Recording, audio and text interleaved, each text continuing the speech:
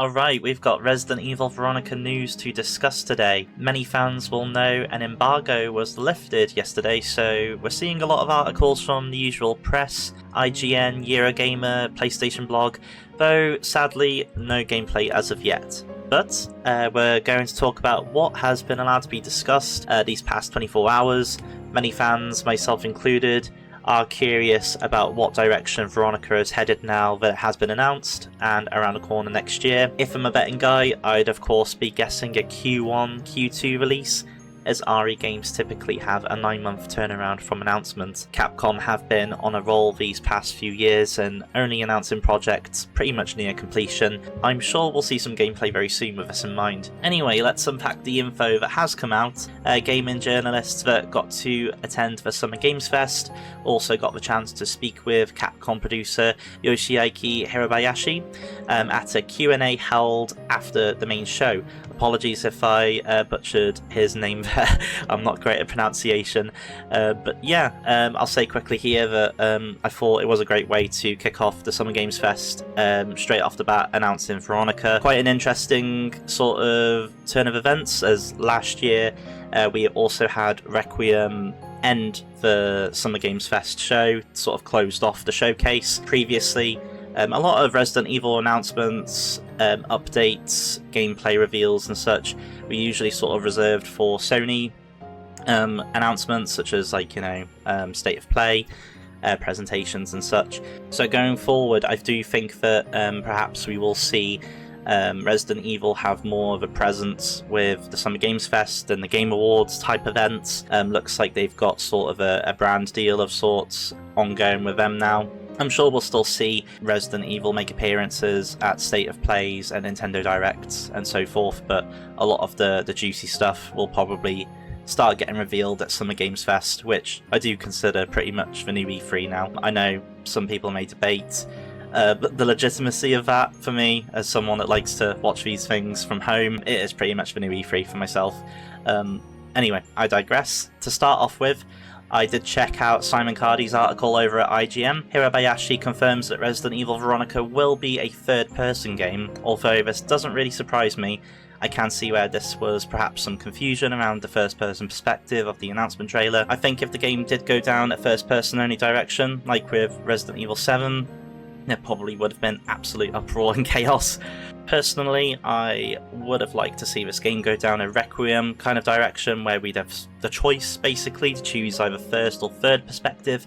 But for me, this isn't really a deal breaker, it's just something I would have liked. Knowing that Chris Redfield does show up in this story in the same way that Leon Kennedy kind of partners with Grace and takes in turns, you know, you're switching the characters through the game. It would have made sense to sort of, you know, have the option to go from first person to third person, just give the player more freedom of choice there. But like I say, it's not really a deal breaker for me, it just would have been a cool continuation of this mechanic. Hirabayashi also confirms the team behind the Resident Evil 2 and Resident Evil 4 remakes are handling this project. So if you looked at the past remakes that this team has created, you could probably sense a certain mindset that we have when we make a game, and that mindset includes preserving those iconic and key aspects of the title.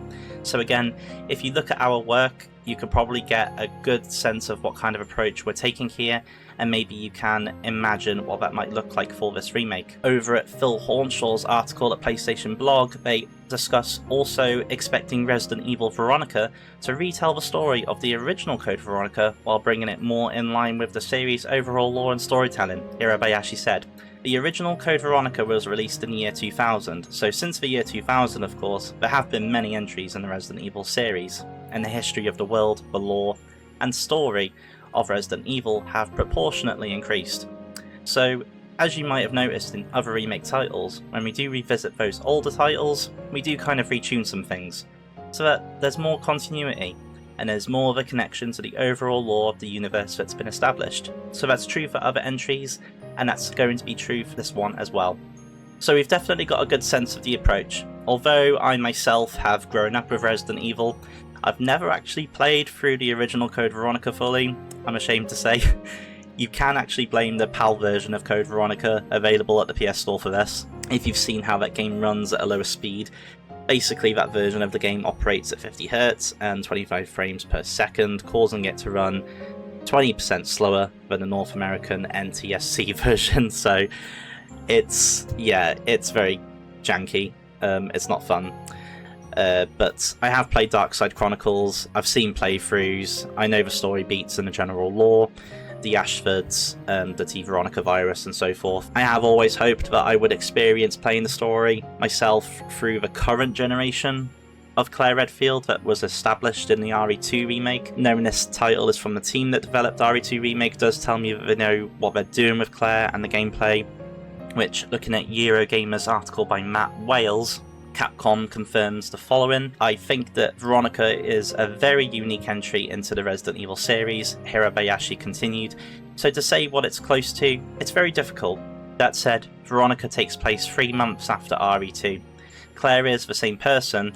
It's not like she became a government agent in that time, like a certain Leon, but she has had some training from her brother, so she may have more at her disposal. However, she gets sent into a very exemplary situation very quickly, perhaps closer to Resident Evil 2. In another story from Wales, they also discuss ditching the code from Code Veronica title, which I did find quite interesting, and it seems as far as Capcom and the development team are concerned, each remake is considered as important as a numbered entry, and so they wanted to name more in line with other games in the series. If you think about the recent entries that we've had in the Resident Evil franchise, our titles are made from a very clear and impactful naming system. Usually it's just Resident Evil, and a clear or single word in alignment with that. When we were deciding the title of this remake, we wanted to select one word that was the most representative of the game, and we thought that Veronica was the title that did that the best. Now, I do think this does make perfect sense with the mainline games being titled Biohazard, Village, and recently Requiem, since, of course, 2017 and onwards. I also think it does put Veronica in a unique position as a sort of 2000s period piece, with the original game sort of standing out as a black sheep of the series. I feel like they will take the remake in more of a reimagining direction rather than a straight one-to-one conversion. From controversial yet hilarious voice lines fans have come to appreciate for its campness, to more gameplay related issues such as soft locking and excessive backtracking, there is a strong story to be told with the Redfields, the Ashfords, in all of its operatic, gothic, theatric, all of the icks of course. That's all I've got for you today.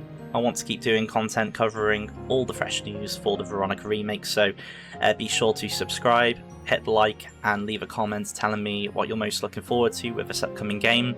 I'm certainly excited, and it's an absolute joy as always to be a gamer right now. Until next time, keep it shady, talk to you all soon, take care.